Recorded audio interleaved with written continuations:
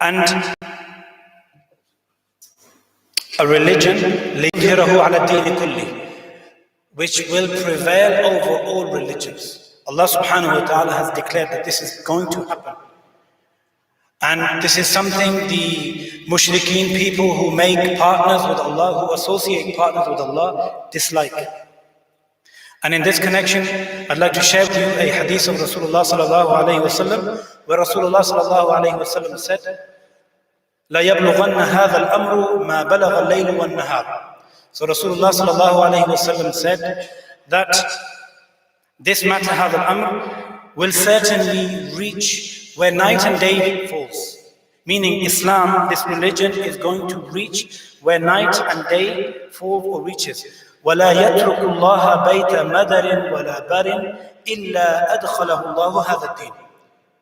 And Rasulullah sallallahu alayhi wa sallam said that Allah will not leave a house or a residence with a permanent structure, or a residence with a temporary structure, weak structure. But this deen, أَدْخَلَهُ اللَّهَ هَذَا الدِّينِ, that this deen is going to enter it. بِعِزِّ عَزِيزٍ أَوْ بِذُلِّ ذَلِيلٍ, that Allah will honor the honorable and Allah will disgrace the disgraceful. عِزًّا يُعِزُّ اللَّهَ بِهِ الْإِسْلَامِ وَذُلًّا يَذِلُّ اللَّهَ بِهِ الْكُفْرِ. And honor, Allah will honor the honorable with Islam, and Allah will disgrace the disgraceful with kufr. And my respected brothers and sisters, we know from history that Islam prevailed in the earlier generations, and we will learn today, even in places like Europe, mainland Europe, Islam had reached in the earlier generations, where there was no resources. The resources that we understand as resources to get things done, they didn't have them. But Islam reached these different corners of the world. Allah had declared it in the Quran. Those people weren't people who questioned, they believed. They heard from the Messenger of Allah sallallahu alayhi wa sallam, and they believed immediately, beyond, looking at their resources. And we hear so many, stories from the seerah of Rasulullah sallallahu alayhi wa sallam, and then from the athar of the Khulafa al-Rashidin, the Khulafa al-Rashidin who came after him. That whenever they realize the people around them are beginning to get confused, or their i'tiqad, their belief system is getting weaker and they're looking more at resources, they were reminded that it's your perseverance, it's your vision has to be far beyond your resources. And when they did that, Allah opened ways for them. So my dear respected brothers and sisters, today's program is in relation to reminding us that Islam had reached this part of the world much before us, much before the very recent Muslim diaspora coming from various parts of the world. Islam was here in these parts of the world, mainland Europe, centuries ago. Inshallah, by our guest, who is Brother Abu Yasir, Dr. Stef Keris, if I pronounced the Greek. My Greek isn't very good, as you can gather, and I'm sure brother is, wondering. Brother Abu Yasir is someone who was born in Athens, in Greece, and he was raised in Germany, and he had the opportunity to study in universities, colleges and universities in Germany, where he came across Islam, and he researched Islam, and he embraced Islam in the early 90s, approximately 1992. Allah gave him tawfiq to do further research, and he's written a number of books, and from those that I have here, ones that have been published, is the hidden Islamic heritage of our world, the forgotten Ottoman legacy of Greece, the unknown Ottoman Hungary, and the unseen Ottoman Vienna. And I'm sure he's going to elaborate on some of these in today's talk. And today's talk is titled, using the title of his book that he's going to be launching today, inshallah, The Islamic History of Europe, inshallah. So without any further ado, I'm going to be inviting our brother Abu Yasir to come forward and present his talk. And we will get opportunities, hopefully, throughout the program to answer some questions, but there will be a dedicated session at the end where you can ask questions, and in a timely way, answers will be given. Jazakumullah khairah for your undivided attention throughout this program.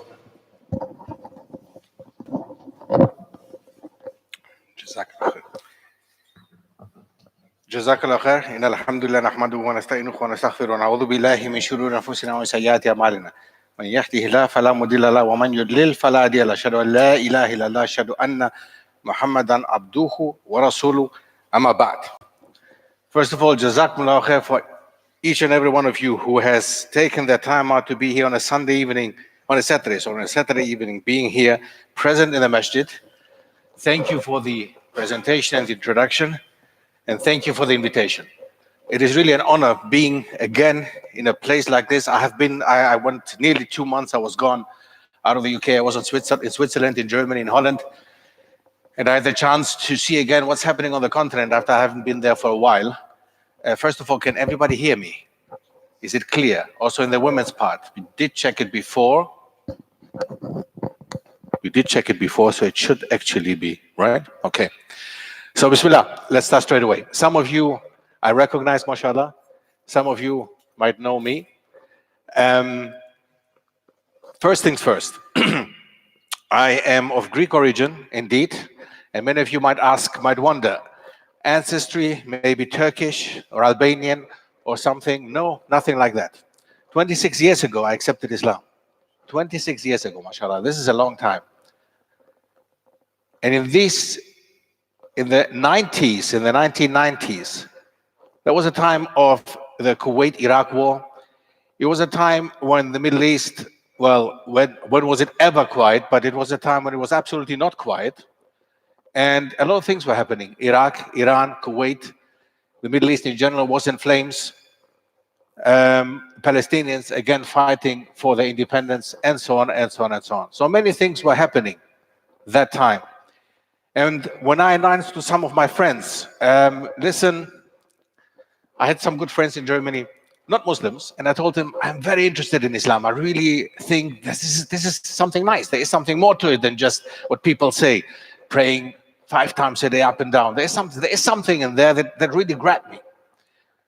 First reaction was, nah, brother, I think it's a little bit too early to accept Islam. Wait when it blows over, you know, the whole Kuwait-Iraq issue. Had I waited, 9/11 came. Had I waited, other things came in between, as we all know. I would have never accepted Islam. There is never a good time, but there's definitely never a bad time. So alhamdulillah, I did say my shahada. I went to Greece for that. I went to my home country where I originally come from. I was born in Athens, and I went to the north of Greece. And many of you might not know, but in the north of Greece, there's still a small Muslim minority. Some of them are of Turkish origin. They stayed behind because of the Ottoman Empire. And we're coming straight into history there. If we don't know history, we don't know these things. In the time that I became Muslim, 1992 to 1995, in that time, next to the crisis in the Middle East and the problems that were in Kuwait and Iraq and anywhere else, there was a major crisis in Europe. What do you think? What am I talking about? In the 90s, what happened in Europe in the 90s? Yugoslavia. The breakup of that time, Yugoslavia, which nowadays has become 7 countries, right? One of them, Bosnia. There was a time when we saw on our TVs, we could see Muslims being slaughtered.